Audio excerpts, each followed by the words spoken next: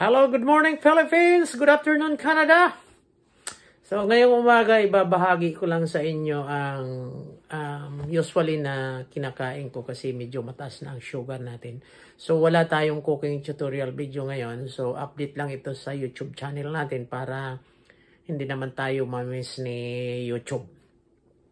So unang-una bago tayo magpatuloy, ako po ay humihingi ng inyong tulong, subscribe, like, and share. Libre na rin lait, libre comment, libre share, at libre subscribe.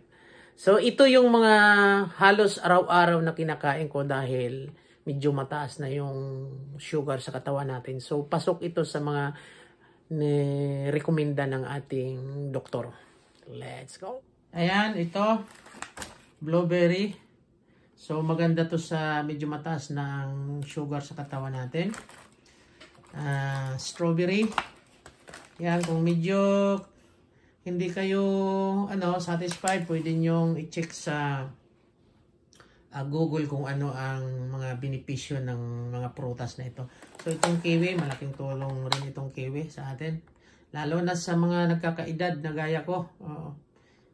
Malaking tulong itong kiwi. Of course, ang tinapay, medyo dahan-dahan tayo sa tinapay. So, ang tinapay, ang ginagamit natin ito. Itong whole wheat bread na tinapay. Of course, itong itlog. Yan.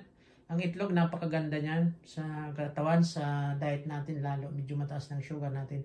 Of course, yung nasa basket, yung orange na nasa bag, nasa net, at saka yung apple na green, at saka itong pomegranate yan, napaka-importante yan sa tsaka less rice na rin tayo. So, doon sa mga kagaya kung medyo mataas na ang sugar, kung hindi available sa inyo itong mga prutas na to, itong mga pinakita ko sa inyo, pwede naman kayo na gumamit lang kayo ng yung itlog sa araw-araw na diet nyo. Maganda talaga sa katawan ng itlog.